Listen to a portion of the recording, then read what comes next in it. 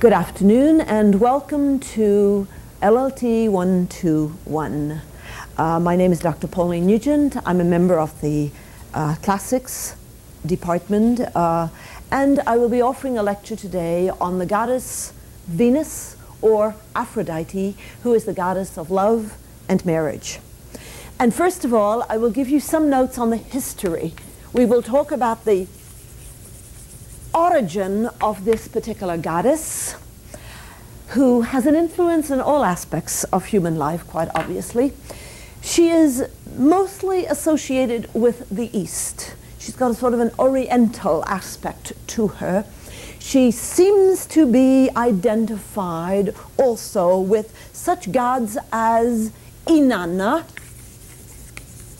And Inanna is the old Sumerian goddess of love, beauty, so forth. Or you might call her a copy of Ishtar. Ishtar, from the same part of the world, would be one of the goddesses of the Babylonian period. And she's also associated with Astarte,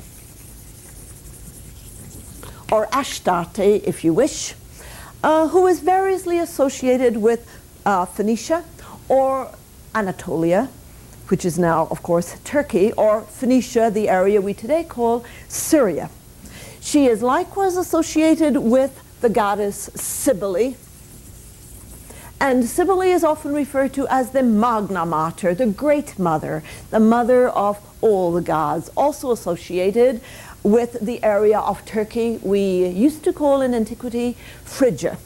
And of course, she is identified for all practical purposes with Venus, the goddess of love in Roman mythology. So we have the goddess Aphrodite, goddess of love and beauty, being a sort of carbon copy or an import from the eastern over towards Turkey, the eastern part of the world, identified with various and sundry major fertility goddesses in that part of the world. And I point this out for your information because most of the stories that we have relating to Aphrodite take place away from Greece. So this may well explain why she is a goddess of love and beauty, a universal goddess, but at the same time somehow foreign or extraneous to the land of Greece. We refer to her as the Kypris. Kypris or Cyprus, and a C and a K obviously in Greek are the same letter. Kypris, a variation of the name Cyprus, the little island of Cyprus over in that part of the world, for the simple reason that when she was born, she floated over towards the direction of Cyprus. So we refer to her by the epithet Kypris, or Cyprus, if you will, and she also is called Paphos.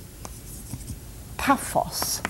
And if you know a little bit about your geography, Paphos happens to be the capital of Cyprus in the olden times, one of the major cities. It isn't the capital today, but it is one of the major cities in Cyprus. So once again, we have situated her over in the east.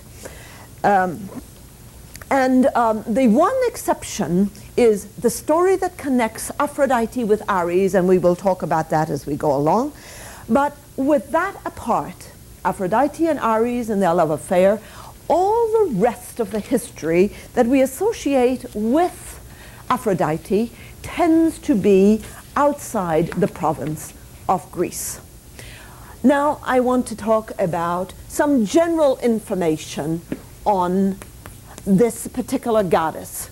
We'll call it just general info and place a number of items under that topic. Love and beauty, generally speaking, is what we associate with Aphrodite. She is the personification, if you will, of the concept of human love, of sexual love, of beauty. And first of all, with regard to her birth,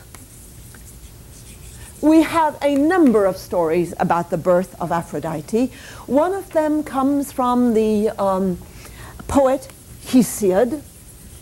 Hesiod, whose work, the Theogony, gives us most of what we know about the earliest thinking of the Greeks in terms of the birth of their gods, the creation of their world, and the creation of humankind. So we have Hesiod's Theogony telling us a little bit about the birth of Aphrodite. And this comes from lines 188 of the Theogony, where we find an account of the castration of Uranos, and you may well remember the name of that particular god, one of the early sky gods, Uranos being, of course, the Greek word for sky. And in that story, Gaia had married Uranos, and Gaia, Mother Earth, got sick and tired of having the children to whom she gave birth stuffed back into Mother Earth by Uranos, their dad. So she just decides, well, we'll get rid of this once for all, and so she castrates her husband, Uranos. Or rather, she has her son, Cronus, castrate his dad, Uranos, and throw the severed members into the water. Now, from those severed members, we eventually find a young maiden arise. And around those severed genitals, we have froth forming.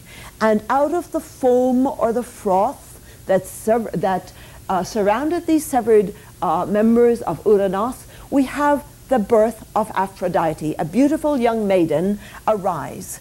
Now we have a Greek word, A-F-R-O-S, aphros. Aphros, which could be written in English A-P-H-R-O-S. Aphros is the Greek word for foam. And therefore, it's a very easy step to see. The name of the goddess is Aphrodite, she who arose from the foam on the genitals of Uranos. So that's one story about the birth of Aphrodite. There is another one, and the other one comes to us from Homer. So first we have Hesiod's story, and second we have Homer. And Homer tells us that she, Aphrodite, is the daughter of Zeus and a lady, a nymph lady called Dione. Dione. We don't have a lot of support in our major sources for this particular story, but still it comes from Homer, and Homer is one of our major authors in terms of early Greek thinking. What is interesting in this particular aspect is that Dione, the very name of Dione, is really a part of Zeus, a feminine equivalent, if you will, of the name of Zeus, which in Greek becomes Dios, Dios for the genitive form, and then it's a little step to Dione to make it a feminine form. So what do we have here? Well, it's very difficult to say, but the author seems to tell us she's certainly the daughter of Zeus and some variation of Zeus's name. So we have, in other words, a very real ambiguity about the birth of this particular goddess. We've got two stories on that particular form. And I want to read you just a tiny little part which comes, first of all, from the Theogony about Aphrodite when she is born. This is what the poet says. This is directly from Hesiod's Theogony, about line 188. He says, "As soon as he," that would have been Cronus, "had cut off the genitals of his father, he threw them from land into the turbulent sea. They were carried across the sea for a long time, and white foam arose from the immortal flesh. Within it, a girl grew. First she came to holy Cythera, and Cythera is a little island very close over there towards Cyprus. And therefore, Cythera gives us the other name, Cytherea. Cytherea, another name or epithet or descriptive adjective of Aphrodite. So she goes to Cytherea, and next she washed up on the shores of Cyprus, and therefore we call her Cyprus or Cyprus. Now, if you will listen very carefully, this is how she is described. An awesome and beautiful goddess, and grass grew beneath her supple feet. And then we are told that she is not alone, but she is accompanied by a rather lovely group of pleasant individuals. And this is what Hesiod says: Eros accompanies her. Eros, the god of love, accompanies her, and fair Himeros. Eros, a Greek word for love. Himeros, a Greek word for desire. So we could say in English that wherever you've got Aphrodite, the goddess of love and beauty, you have a cute little Cupid personification of love, and you awaken desire in the person. When first she was born to meet the gods and went to meet the gods, Aphrodite is accompanied by both Eros and by Himeros. Now this next little part is what I consider probably the most insightful information that Hesiod gives us. Listen to what he says. She has such honor from the first, and this is her province among mortals and immortals. And this is the description: girls, whispers, and smiles, and deceptions, sweet pleasure, and sexual love and tenderness. There you have it in 2 lines. You have smiles and deceptions. In other words, right from the very start, from our earliest sources of Greek mythology, there is a sense of ambivalence about this notion of love, of human love, of love as a gift which is irrepressible and desirable, but also at the same time a sort of negative sense to it as well. And that is why we've got the idea of love as giving rise to girls' whispers and smiles, but at the same time also their deceptions. I want to go back for just a moment, if I may, to an earlier version of Eros, or Eros, as I tend to call him in Greek. Eros, the god of love, has appeared on the scene earlier than Aphrodite. In other words, in this same work, the Theogony, but a little earlier on, say about line 120, we are told that the world is created. There's chaos. It just comes. And Hesiod doesn't bother to tell us how it gets there. He simply says, there it is. So we have chaos, and we have Gaia. We have Mother Earth, chaos. We have Gaia, or Gaia, as you wish, or Mother Earth. And we have Tartaros. And we have Eros.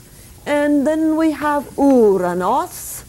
And we have things like Urea. And we have ocean, Okeanos.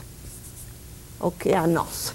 In other words, all of these particular items, if you notice very closely, are earth and sky, and a hole in the earth, a black hole. Urea are mountains, and this is water. But Eros. In other words, at the beginning of creation, when there was chaos and then there was something else, that something else was a series of what I want to refer to as nature deities. Nature. You have mountains, you have rivers or water, mountains, sky, and earth, and a black hole in the earth. And then you've got an oddity added, as if it were almost out of place. You've got Eros. And Eros is not really a nature deity, at least not in the sense that the others are. So if you were to ask me, what do we have in the beginning? After chaos, we have a series of nature deities, and then we have love. We have love. The concept of love was right there at the start. And this is the way Hesiod tells us about love. He describes love as Eros, most beautiful among the immortal gods.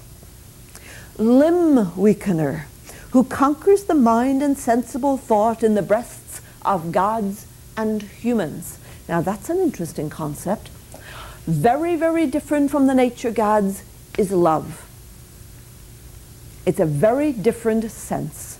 It is identified as an immortal god, but an immortal god who weakens the limbs of people. In other words, your knees are knocking when you're anxious about what you're going to say to your beloved. And love, Eros, is seen as conquering the mind and sensible thought for gods and humans. In other words, if you are in love, or you're falling in love, you've been in love, you're on your honeymoon, you just got married, or you're looking forward to it, love can interfere with the sensibleness of your expressions. You will find yourself, for instance, saying things when you're in love that you wouldn't be caught dead saying in another situation. So right from the start, even before the birth of Aphrodite, we have the Greeks talking about love in a sort of ambiguous sense. It's attraction, it's irresistible attraction, if you will, but also this sense in which limbs are weakened, minds are obscured, thoughts are not so clear. So it's irresistible, but there is a kind of, perhaps we could even say enslavement there. So the certain sense of ambiguity is set up in Greek thought right from the start. That's an interesting thing I'd like you to keep in mind. You can merely remember it if you want by talking about the smiles and deceits of young girls. Smiles and deceits. It's wonderful, but beware. There's that sense of cave canem, watch out, that is protruded, that is talked about when we talk about love in Greek. Now, when we come back to just general ideas on this particular goddess, we could mention that some of her symbols are rather interesting. One of the symbols that are usually associated with Venus or with Aphrodite in Greek are doves, love doves. We talk about that today even. The sparrow is sometimes associated, and the swans, that beautiful, graceful swan, is shown frequently in artworks as drawing her chariot. So those would be basically her symbols. She is seen as the wife of a gentleman called Hephaestus. And Hephaestus, this will be number 2, Hephaestus, wife of. You may remember that Hephaestus is one of the gods, but not particularly the cutest. He's the god who's a bit deformed, a bit defective. His mom or his dad threw him out of heaven, Zeus in some stories, and then of course in other stories he's the son only of Hera.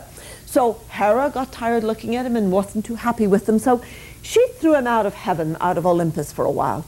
But here we are, Aphrodite, goddess of love and beauty, married to Hephaestus. Another case, wouldn't you say, of maybe Beauty and the Beast? Opposites attract. something that we can say is still very much a part of human life today. She's not particularly faithful to Hephaestus. She has a number of other liaisons in her life, but officially she is the wife of the ugliest of the gods. There's one story about the unfaithfulness of Aphrodite, and it's associated with the god Ares. Ares and Aphrodite are in love with one another. And you might say, well, that's a rather odd couple, isn't it? Well, not more odd than this one for sure. There's a certain ambiguity about the beautiful wife and the ugliest of the gods.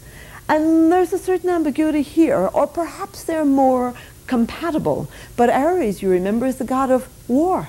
So you have war matching with love.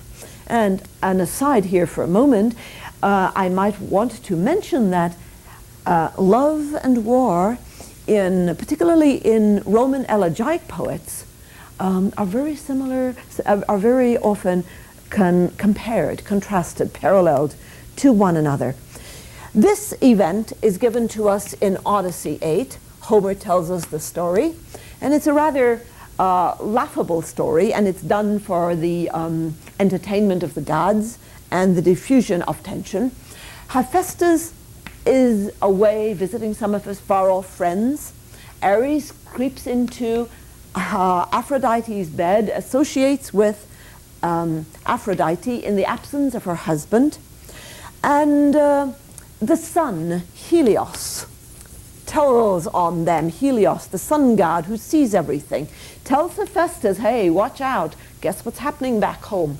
So Hephaestus, instead of continuing on his journey, comes back home, and he weaves these wonderful little invisible webs over his bed, so that then he goes away, so that next time Ares and Aphrodite get together in Hephaestus' chamber, they are going to be caught.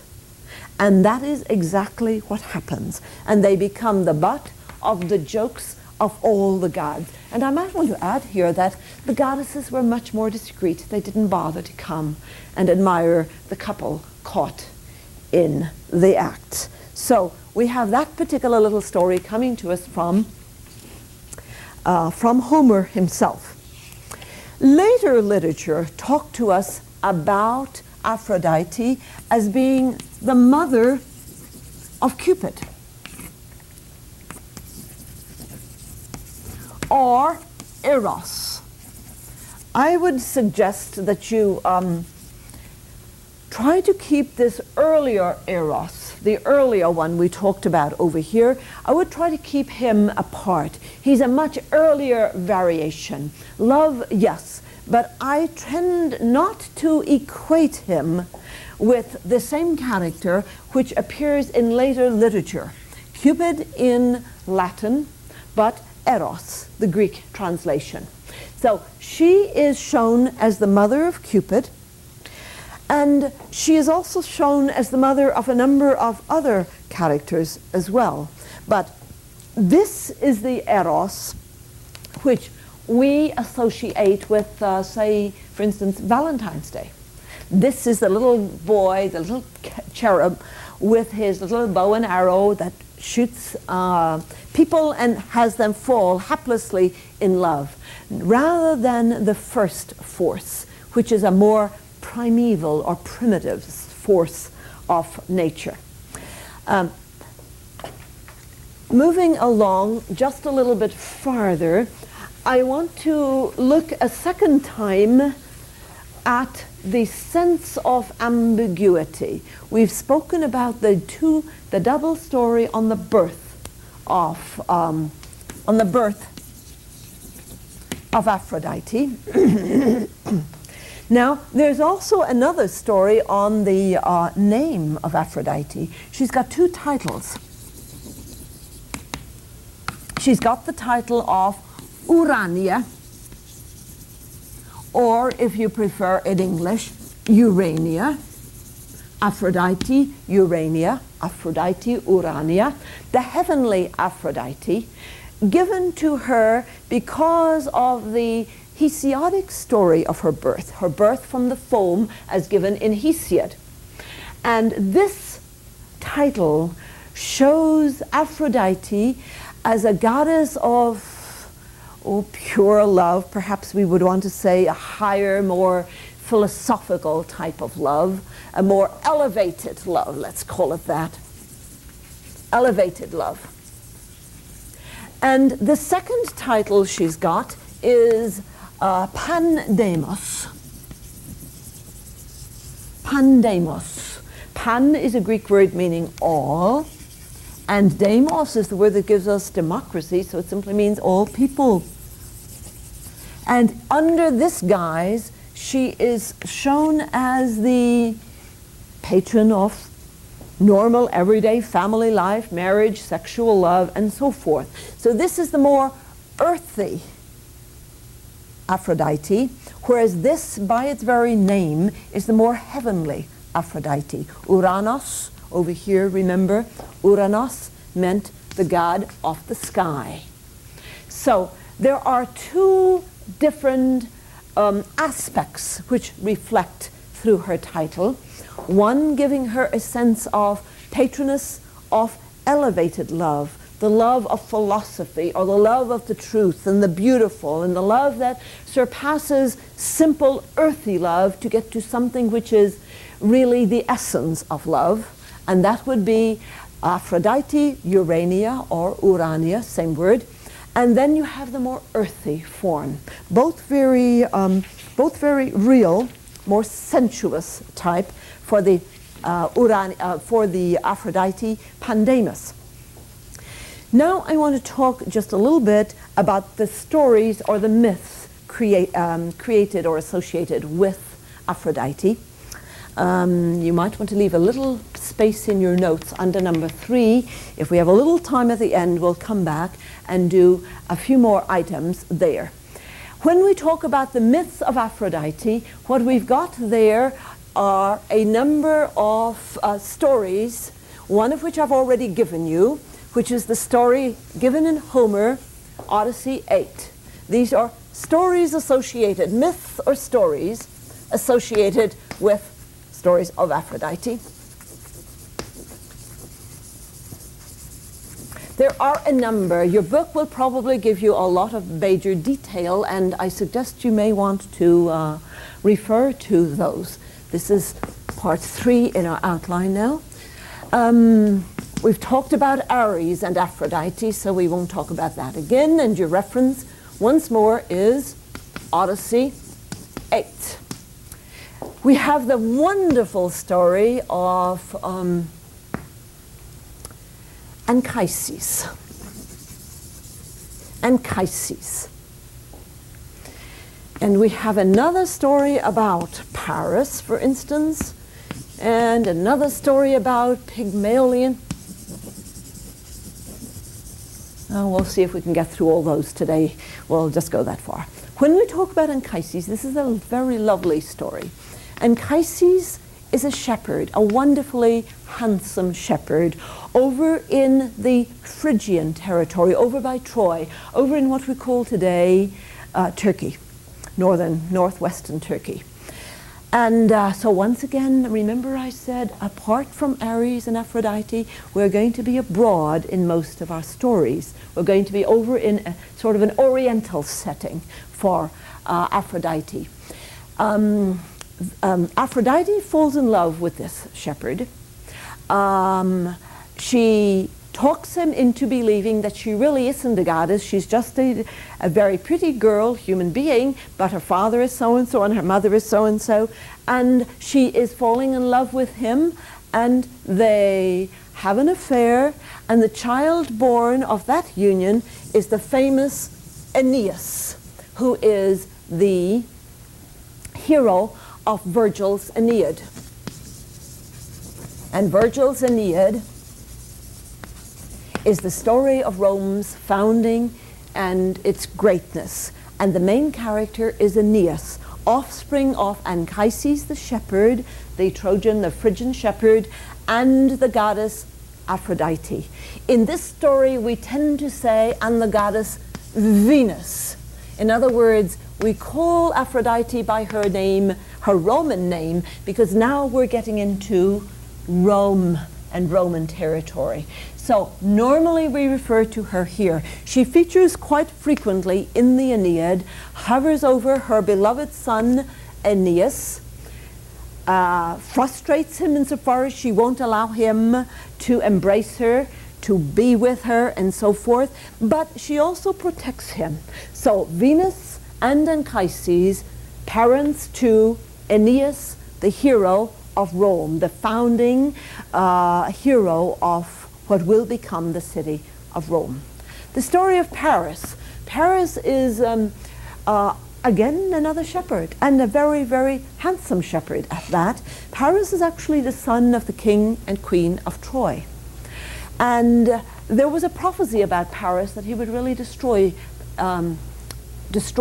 Troy when he grew up. And so when he was a baby, he was sort of put out on the mountains to die, to be destroyed. But nevertheless, as with all promising and famous people, they have rough beginnings, but he survived, and he's a very handsome young man. Now, it happens that Paris is out in the fields taking care of the sheep, and there's a big wedding going on, and the wedding is the marriage of Peleus and Thetis.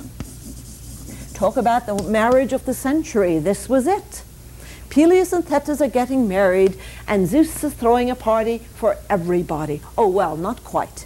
Almost everybody is invited. There's one lady, Eris, and she doesn't get an invitation. But guess what? She crashes the party anyway.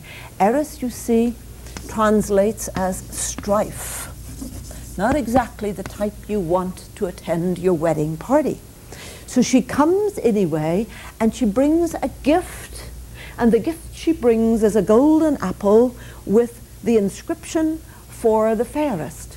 She throws it in on the wedding floor, and Zeus has a problem in his hand. He thinks, oops, how am I going to decide between my wife, Hera, and my beloved daughter, Aphrodite, and my most beloved daughter, Athena, my firstborn daughter, Athena. So he has a major problem. And he thinks, oh, I know how to wiggle out of this one. He calls the messenger of the gods, whose name is, of course, Hermes, and he says, Hermes, take these 3 ladies over to the mountains of Troy, where Paris is. And if he is the prettiest, the most handsome man around, I bet he could make a good judgment on who is the fairest of these 3. End of story. After all kinds of promises, Aphrodite becomes the winner. Hera had promised great control and power. Athena had promised Paris success in war and weaponry. But Aphrodite had promised him the most beautiful woman in the world as his wife. And so what we have here in the story of Aphrodite is really the beginning of the Trojan War.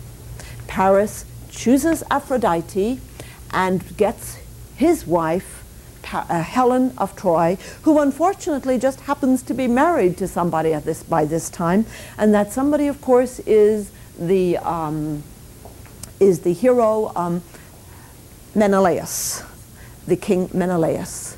So, with a little bit of conniving from Aphrodite, she does fulfill her promise, and Paris and Helen elope. Then we have the story of Pygmalion. Pygmalion is an interesting character. Pygmalion was actually king in Cyprus. Remember, we've talked about that island way over there going towards the Near East, the Orient. Pygmalion may well be perhaps one of the more familiar stories to you, because there's a work by George Bernard Shaw which is called Pygmalion, and you may or may not be aware of it, but that's the play Pygmalion by G.B. Shaw, which gives us My Fair Lady. There you got it, all the way back to Pygmalion. Pygmalion, king of Cyprus, is quite disgusted with the ladies at the time. He just has no interest in these ladies, and he doesn't want to have anything to do with women whatsoever because they're rather offensive. And so he's a bit of a sculptor himself. So he sculpts a statue of a female. And it is so perfect that he falls in love with this statue and treats it as if it were a human person. And then, of course, there is the major feast of Aphrodite over at Paphos, and Pygmalion goes there to the feast, and he prays to Aphrodite, "Oh, please, please make my statue come to life." And she obligingly gives life to the statue. And so we have the story of Pygmalion and his statue, which is not named in our earlier sources. This, by the way, comes from Ovid, his Metamorphoses. But we later call her Galatea. So there you have the story of Pygmalion and Galatea, his statue that comes to life. And they have a child, and the child's name is Paphos, Paphos. Does that sound familiar? Well, of course. We've talked about it as being the place where Aphrodite has her major shrine on the island of Cyprus. And Paphos then later marries and has a son, Cinyras. I won't bother writing the name for you. And Cinyras has a daughter, Myrrha. And Myrrha falls in love with her father because there was a little problem. Myrrha's mother had boasted that her daughter, Myrrha, was even more beautiful than Aphrodite herself. And of course, you don't get by in Greek mythology by boasting you are as good as the gods or the goddesses. In other words, it's the beginning of your downfall. And as punishment, Aphrodite did indeed cause Myrrha to fall in love with her father, Cinyras, and in disguise, through the connivance of the girl's nurse, she had sexual relations with her father, became pregnant by her father, and later gave birth to a young boy, Adonis, but not in a normal way, because when her father discovered who this lovely young girl was with whom he had been associating every evening and discovered it was his daughter, he banished her immediately. She, in her flight from home, was changed into a tree, a myrrh tree. Notice the etiological foundation of her name. And when the tree, so forth, was to give birth, it split open and we have the boy Adonis. Adonis is a lovely story. We hardly have a lot of time to get into that today, but Adonis is another story we could add over there to the stories of Aphrodite. He became a hunter, lovely young boy, very, very handsome. But he was beloved of Aphrodite. She associated with him, and she warned him to be very careful whenever he went hunting. But like a lot of young men, he just listened to so much of her story and went hunting anyway. And unfortunately, he was gored by a boar, killed by a boar.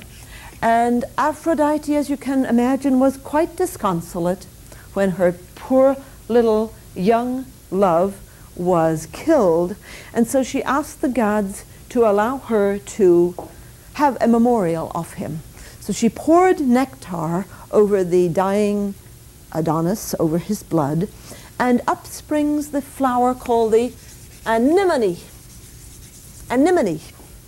And you might say, well, what has anemone got to do with Adonis? Well, not exactly got a lot to do with him, but from his blood, as he dies, the anemone springs up.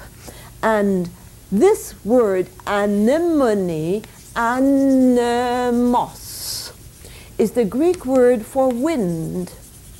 And the anemone is a short-lived flower because the wind blows upon it and it doesn't last very long. A sense of the transient nature of life and indeed of human love.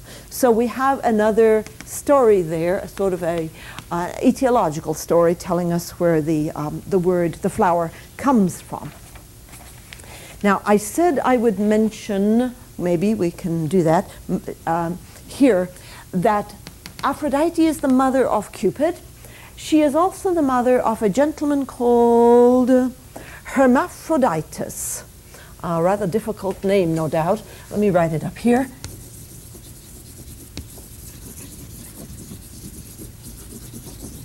Hermaphroditus. And if you look closely at that name, you'll certainly recognize Aphrodite's own name in there. And a second look will tell you that possibly the father of this child is Hermes. And you would be right to so guess. Hermaphrodite is the offspring of a union between Aphrodite and Hermes. We've already spoken of Cupid as the offspring of Aphrodite and Ares. So this is Hermes and Aphrodite. And Aphrodite's son, Hermaphroditus, was very, very handsome young man. And a young nymph saw him. Her name was Salmacis, or Salmacis, whichever you prefer, Salmacis.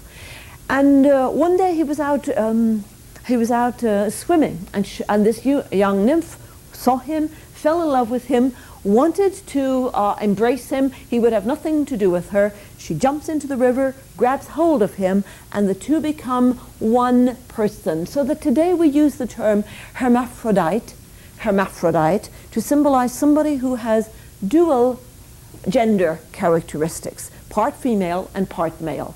And that's the little story that comes from Hermaphrodites, a son of Aphrodite and Hermes. Then we have a rather nasty character called Priapus.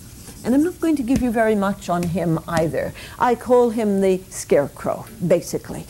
He is supposedly a son of Aphrodite, and, well, I suppose your guess is as good as mine. Some say maybe Dionysus, maybe Hermes, maybe somebody. We really don't know. But this is a rather crude character, an ithyphallic character, a character that goes around and is he's rather promiscuous at best, and that's a fancy term for saying he's quite a lewd character, often associated with a jackass, an animal which unfortunately we don't think of in very elevated terms at times.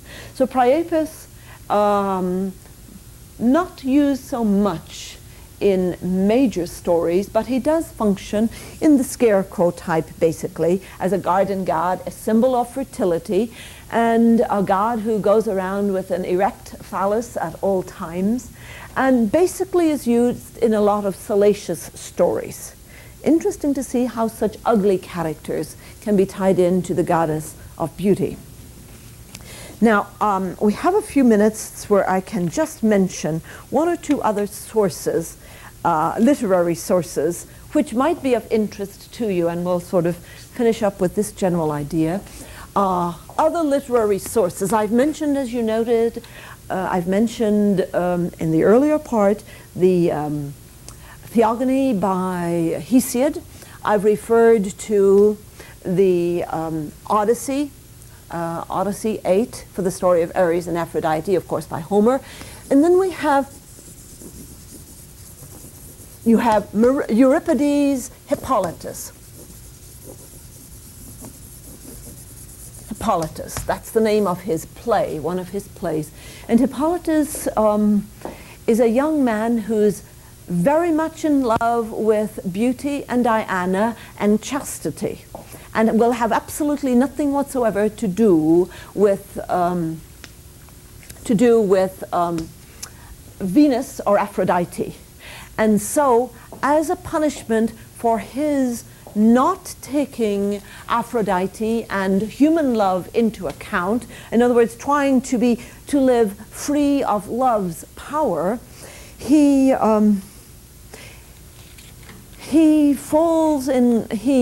really killed, actually, at the end. He is cursed.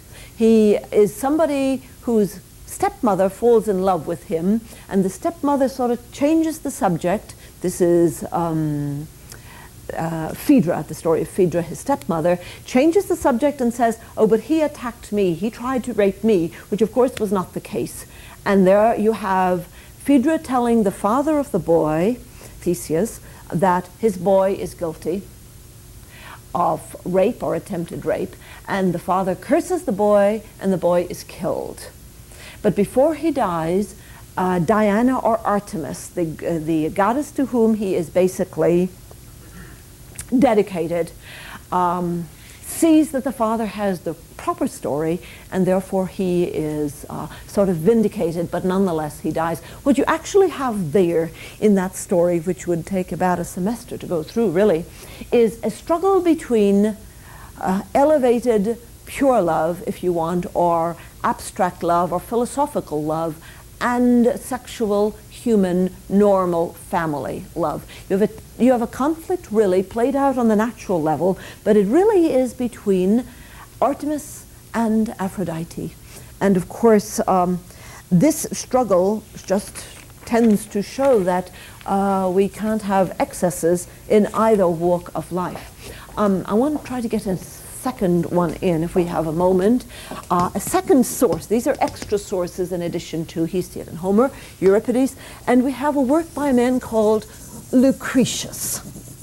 And Lucretius has a work that's called De Rerum Natura, which translates into English as about on the nature of things, on the nature of the universe or the nature of the elements. So the man is Lucretius. Oh, we don't quite know when he was born. Let's just say around 100 BCE, and he died about the middle of the century. By 55 BCE, he was certainly dead. And this work, I'm sort of guessing, is probably dated around, actually it would be 59 BCE. From internal evidence, we can sort of derive that. Now, that work is usually ignored by most people when they talk about Aphrodite, but I find it a very interesting part. In fact, a very good place to wind up our lecture today. And I will read a little section from there, and I will assign you as homework a chance to read Plato's Symposium and find the wonderful section that he has about the three genders, the male, the female, and the androgynous. The fact that originally the gods had three sexes when the human beings were created, but the androgynous became a little arrogant, a little too pushy, and the gods just split the androgynous in two, and so for the rest of our lives we go around looking for the part that fits. In other words, the story of our love life, our search for a mate who really fits. But to finish up there, let me just read a little bit of the introduction, The Nature of the Universe, by Lucretius. He begins his first book by saying, Mother of Aeneas, and of course you now know we're saying Venus or Aphrodite, Mother of Aeneas and his race, delight of mortals and men, life-giving Venus, it is your doing that under the wheeling constellations of the sky, all nature teems with life, both the sea that buoys up our ships and the earth that yields our food. Through you, all living creatures are conceived and come to look upon the sunlight. Before you, the winds flee, and at your coming, the clouds forsake the sky. For you, the inventive earth flings up sweet flowers, and for you the oceans laugh and the sky is calmed, and so forth. And on he goes to show that all life, whether human or natural, is under the constant influence and control of Aphrodite, alias Venus, the mother and goddess of love and beauty. Thank you.